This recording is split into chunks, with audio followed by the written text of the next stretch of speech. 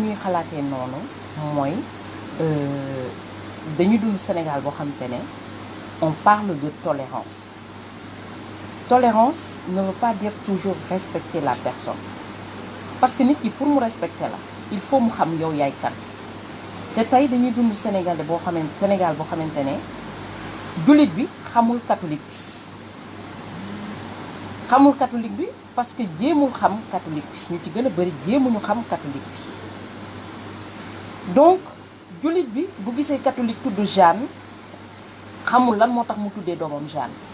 bu gisee catholique bi tuddee doomam Catherine xamul lan moo tax mu tuddee doomam Catherine moo tax tey dañ naan dialogue islamo-chrétien mais pour man dialogue boobu noonu il faut qu'on aille plus loin parce qu'il faut apprendre à connaître son prochain ki la xam moo la mën a respecter ki la xamut mënu la respecter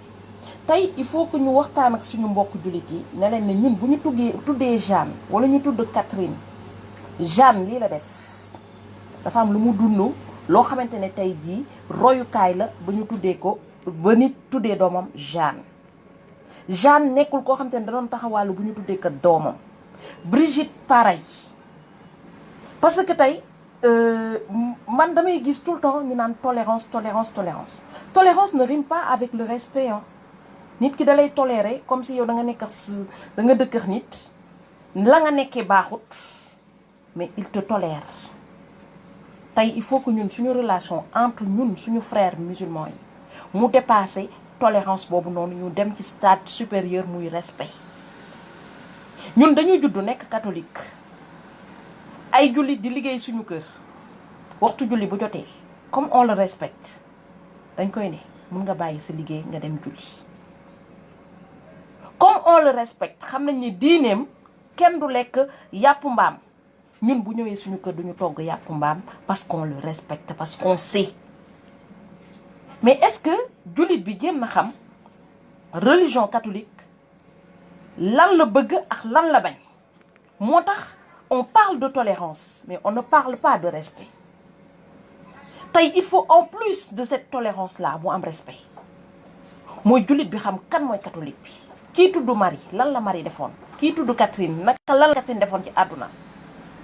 tey boo leen gisee sant yu mu tudd yëpp imam boobu noonu amul kenn ku mu xam lan lañ def mooy day supporter Brigitte ba nekk ca koñ ba mais xamul lan la Brigitte def ci àddunaam turandoowam xamul lu mu def ci àddunaam xamul lan moo tax ñu tuddee ko sant ñun ci ñun catholique du ñu tëb rek tuddee nit ci sant bu ñu tuddee nit sant mooy dafa dund àddunaam yëpp ñu gis ne da doon def lu baax def nañ ko ba kuy dund duñ ko tuddee wàlliw ku dee la ñuy tuddee wàlliw parce que dañ naan nit à tout moment mën na changer bu deewee ba pare dañuy toog plusieurs années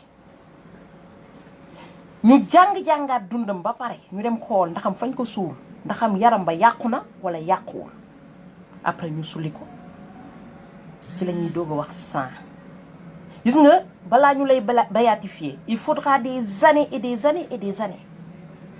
xam nga tey moo tax ma ne leen les musulmans sénégalais nous supportent parce que ñun mosuñu leen wax ñun ñooy kan c'est-à-dire waxuñu leen lan moo tax maam tudd maam kan lan moo tax Jean Paul tudd Jean Paul lan moo tax diw tudd diw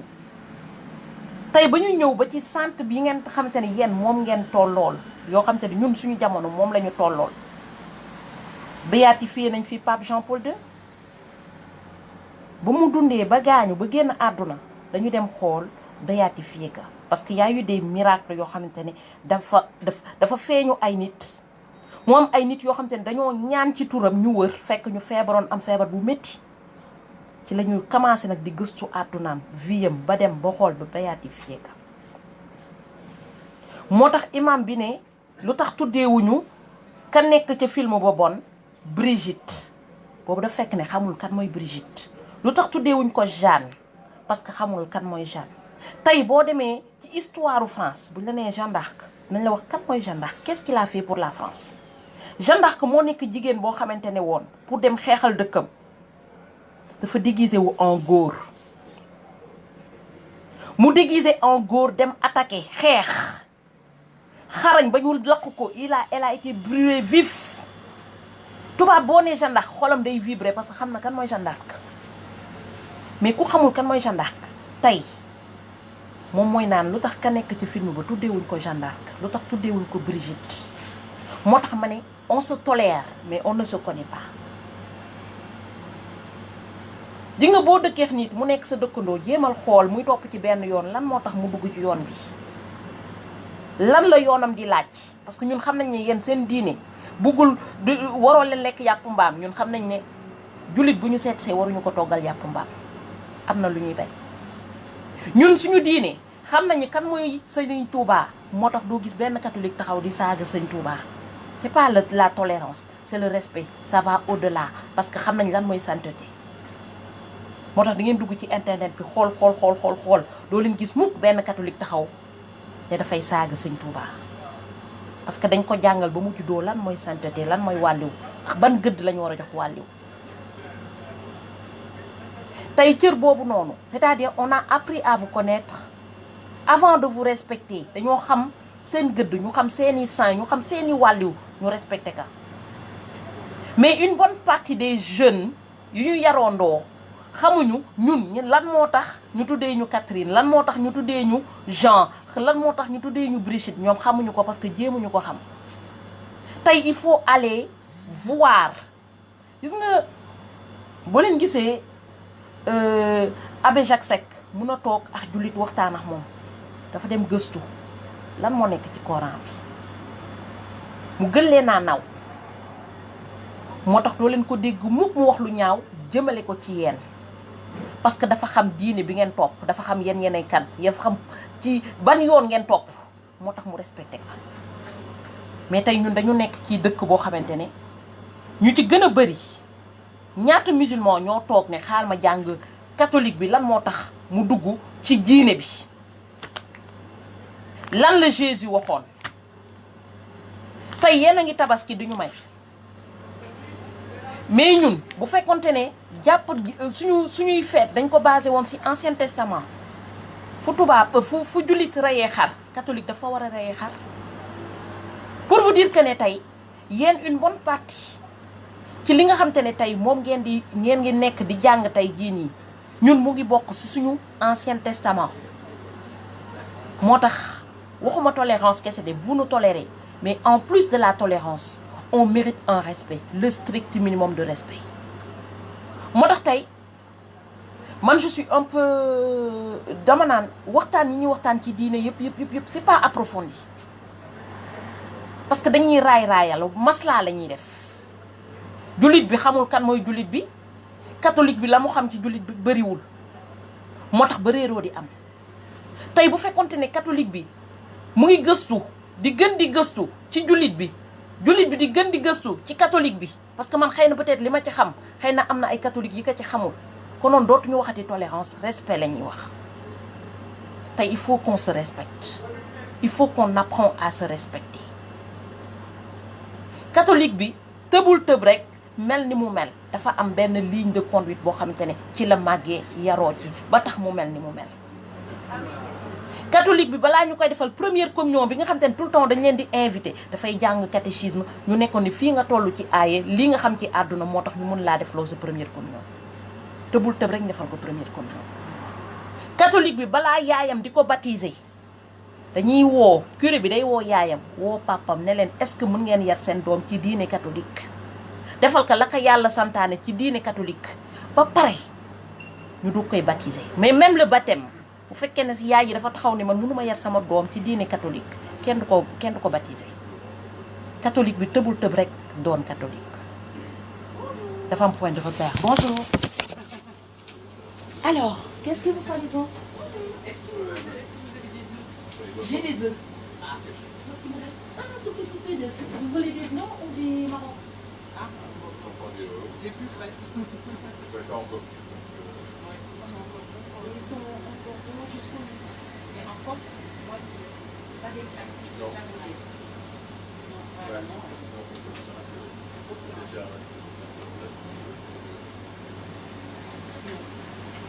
Donc on a un litre de jus d'orange en revanche. Un litre de jus d'orange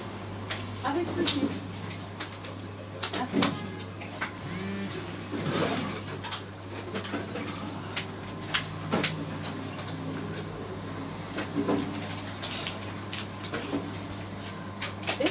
10 euros. Pas 10 euros.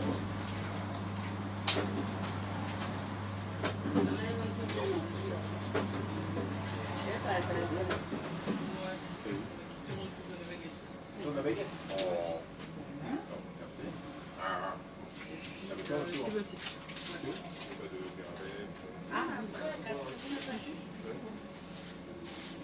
Je te dois 7 alors. 7. Donc si c'est 7, c'est bon. Parce que tu me devais 3. Voilà. Si c'est 7, c'est bon.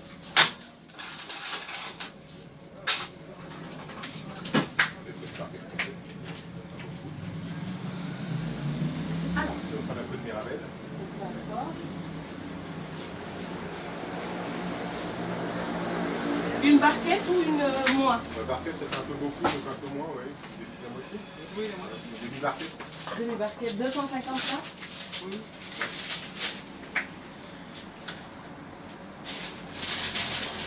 Regarde. Ouais, un petit peu plus. Ah ben rien, c'est presque une barquette. Hein. C'est pas grave.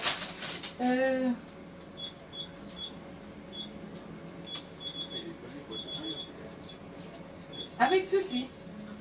Non, bah, c'est tout pour aujourd'hui alors. D'accord.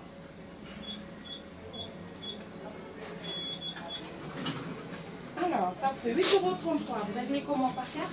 Par carte, s'il te plaît.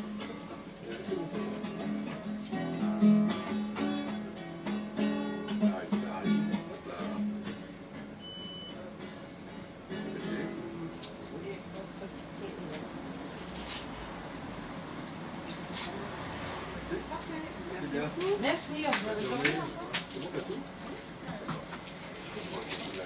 Donc, bu ñuy wax tolérance,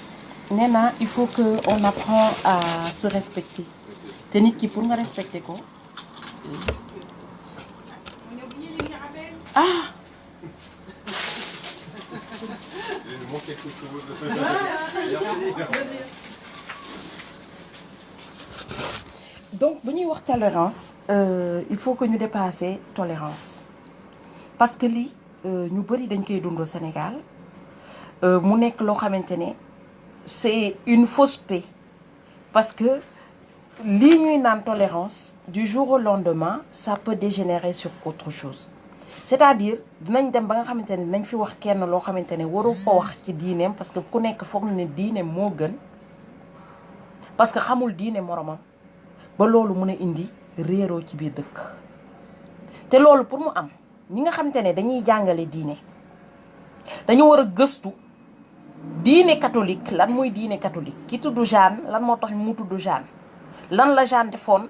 ba ñu wax ko ji wàlliw lan la diw defoon ba ñu wax ko wàlliw bu boobaa respect ba mu jox Mohamed bu boobaa respect ba mu jox yeneen wàlliw yi nekk ci religion wam respect boobu lay jox wàlliw yi nga xamante ne ñoo nekk ci religion catholique parce qu'il faut savoir que Jésus est un envoyé de Dieu ni ngeen accepter Jésus mu nekk envoyé de Dieu noonu ngeen war a accepter ñun suñu wàlliw yi nga xamante ne dañoo dund seen àdduna yépp consacré ko ci dundu yàlla ak di def li nga xamante ne moom la Jésus doon laaj ak li yàlla bëgg tey ñi ngeen di gis yépp te bizarrement nit dina génne dara ci làmmañam te du xam lan moo ko génnee bizarrement Brigitte elle était princesse Jeanne princesse tey ñi mu wax yëpp am na sainte Jeanne bu nekk princesse sainte yi mu wax yëpp ku ci nekk dama dem gëstu xool ku ci nekk kii princesse la princesse ñoo xam te ne dañu amoon alal ñu dem ba ñu xam ne alalu àdduna du dara ñu jël alal boobu noonu non seulement defar ci ay monastère toog di ci prière mais en même temps une partie ñu jël ko di ci dimbale pauvres yi di ñaan matin midi soir pour ndóol mu ngi fay génn tey xëy na peut-être ñu bëri xamuñu lan mooy saint wu catholique tey boo leen demee ci abbé Pierre xëy na ñu nekk Sénégal xamuñu kan mooy abbé Pierre mais ñu ñëw France ñenn ñi doon fanaan ci mbedd bi am na ñu bëri tey fanaanatuñ ci mbedd bi ndax abbé Pierre addunaam yëpp daf ko consacré ci dimbale doomu aadama kooku tey bu ñu demee ba ne ko saint c'est parce que dafa am lu mu dund ci addunaam joxe référence boo xamante ne moo tax ñu def ko sainteté te bu ñu tëb rek ne moom saint la moo tax may wax imam Mokhtar nit pour balaa muy mën a jàngale religion day maîtriser ñaari religion. Comparer n'est pas raison, mais yenn saay apprendre à connaître deux religions permet de savoir pourquoi tu connais. tey ñu bari dañuy jóg di jàngale religion te xamuñu religion. C'est pas pour rien que ñun suñu curé yi balaa ñuy nekk curé dañuy jàng ñu ci gën a bari dañuy dem jàng religion musulmane jàng ko ba nga xamante ne comprendre nañ ko dinañ xam lan moo tax bu looloo tax tey suñu labbe yi jox leen cër parce que dañu jàng seen religion. dañuy xam ne yàlla bi ñu tiim nga xamante ne moom ngeen gëm moom la ñu gëm benn yàlla bi la. On vous respecte, vous nous tolérez. Maintenant on demande que yéen tamit ngeen respecté ñu te pour ngeen respecter ñu il faut que vous appreniez à nous connaître. nit ki boo ko xamul mënoo koo respecter boo ko xamul mënoo parce que kon ça veut dire que am na ñu bari tey dañuy wax Jeanne dañuy wax Brigitte Sénégal mais xamuñu lan mooy Brigitte fan la Brigitte sokkee ko lan moo tax Brigitte ñu tuddee ko Brigitte. tey na boo leen dëkkee ci koñ ngeen gis kenn ku tudd Brigitte mu yaru du saaga du yelwaan day liggéey kenn mësu ko jàpp kaso kon na ngeen war a xool kooku noonu parce que nee nañu am na juróom-ñaari jikko yu ñuy doon ci turandoo da ngeen war a dem ngeen gëstu kooku turandoowam lan la defoon ba kuñ ko tuddee mu war a mën a mel na mu mel. moo tax apprenez à nous connaître tey ñun dañ leen xam dañu jéem a xam as tuut ci yéen moo tax ñu respecté leen. dañu jéem a xam as tuuti ci yéen moo tax doo dégg catholique di saaga jullit. dañu jéem a xam as tuuti ci yéen li seen religion di bañ muy doo leen lekk yàpp mbaam boo leen ñëwee seet suñu duñ leen toggal yàpp mbaam. on ne vous tolère pas, on parle plus de tolérance. Il faut parler de respect parce que yenn yi manque de respect la te gis nga paa bii nii ñëw na baalu àq parce que nee na yàgg nañuy dund mosul am histoire parce qu'on se tolère mais en plus de baalu àq bi tey balaa ñuy xam ne la muy wax da koy jëfee parce que wax bi yomb na mais jëfee bi la ñuy wax ñu di ko dund mooy ngay xool catholique bi di ko xool comme ni ngay xoolee sa moromu jullit bi parce qu'on est tous égaux ni ngay xoolee sa morom nga ni ngay xoolee sa moromu jullit bi nga xoole ñu bët boobu noonu bëggatuñu ñuy yeewu Sénégal boo xamante ne bu ñuy xool ñun catholique bi dañuy xool benn œil boo xamante ne on est mauvais on n'est pas comme les autres. Regardez-nous comme vous vous regardez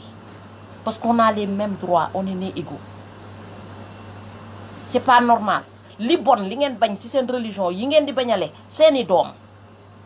ngeen di ko jël di ko pousse ñun suñu religion ñun duñ ko nangu, on se laissera pas faire. duñ leen saaga, on vous respecte beaucoup. xam nañ ni ñoo bokk benn yàlla bi mënoo leen ñu ci siis mënuñu leen ci siis ñoo ko bokk. On réclame tout juste le même respect qu'on vous donne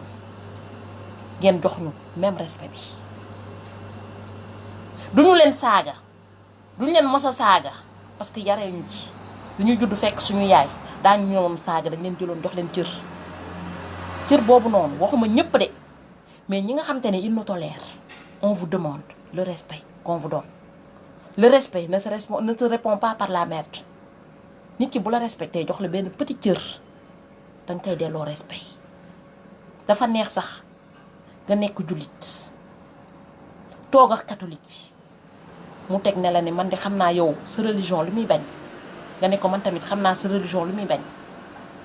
di nga mutualité boobu noonu moo tax ba harmonie bi ngeen di wax tey ñu mun koo jël mu solide. tey harmonie bi ngeen am nii c'est flexible parce que tolérance ngeen di def y a pas de respect. Y a des gens qui respectent les catholiques mais pas tout le monde.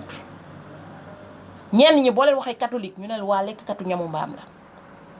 boo nee catholique waa ñoom di gëmuñu yàlla parce que xamuñu ne les 10 commandements yi nekk ci seen Coran moo nekk ci Bible bi te moo nekk ci Torah bi. catholique bi yàlla ba mu gëm newu ko demal rey tu ne tueras point, tu aimeras ton prochain comme toi-même, tu honoreras ton père et ta mère. li am seen Bible bi moo am ci ñun. tu n'adoreras qu'un seul Dieu boo xam te ne doo ko méngaloo kenn. kon catholique bii nga xam te ne da ngeen koy siisu catholique boobu noonu boo leen xamoon ci yan base lay gëmee ci yan base lay demee di ñaan da ngeen koy gën a naw da ngeen koy gën a respect da ngeen koy gën a respecté doo leen waxati tolérance non de tolérance on doit passer au respect te tey bu doon xale boo xamante ne jàngul daara xamul dara ci religion ñu ne ah kooku xale la xamul dara bu doon ku mel ni maam nga xamante ne jiitewul dara ñu ne ah kii jiitewul dara mais bu ñu toogee ba nga xamante ne koo xamante ne dafa am kàddu ci seen religion moo mun a toog di dénigrer ñun suñuy tur ne ñun tur yooyu noonu la ñu waroon jox ñuy jouer ci film ba c'est que ça va très loin.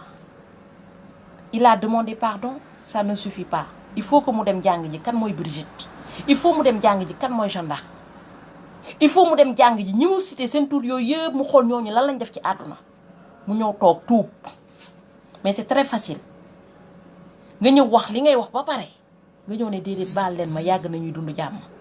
Maintenant on ne demande plus la tolérance on demande le respect le strict minimum de respect parce que yéen li seen diine di bañ yëpp une bonne partie ñun dañ leen koy bañ le on vous accompagne pour que vous puissiez vivre votre foi parce que on vous respecte tey dañuy ñaan ñoo xamante ne tey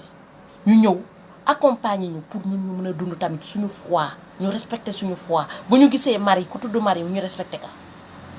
bu ñu gisee ku tudd Jeanne ñu respecter ka nawlu turam yi nga ni ngeen toogee di tagg Maam Jaara du ñu bëgg buñ ci tolloo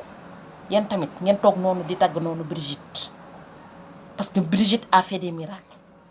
parce que Brigitte a sauvé des hommes parce que Brigitte a consacré toute sa vie dans la prière kon Brigitte boobu noonu elle mérite beaucoup plus elle mérite beaucoup de respect tey bu la nee kii saaga kii xas catholique bi am na lu ko métti de mais doo leen ko mës a gis mu wax moo bu déplacé jëmale ko ci jullit parce que dafa xam lan mooy jullit dafa xam fii leen yàlla toll ñun dañu xam fi leen yàlla toll ñu naw leen ci moo tax wax bu ñaaw xeju fi xanaa defaraat toogin bi lañuy ñaan pour au moins ànd bi gën a neex ànd bi gën a neex wax bu ñaaw moom xeju fi mais defaraat toogin bi ba ànd bi gën a neex c'est-à-dire de tolérance on passe au respect maa ngi leen di nuyu yéen ñëpp di leen baalu àq bu fekkee am na ñu ma offensé maa ngi leen di baalu àq mais c'était mon cri de cœur boo xamante ne tey monsieur Makhtar Gueye daf ko génnee ci gémmiñam mais li mu génnee ci gémmiñam y a eu beaucoup de gens yoo xamante ne ñun catholiques ils nous le disent tous les jours ou bien ils nous le regardent on le sent. Bonjour.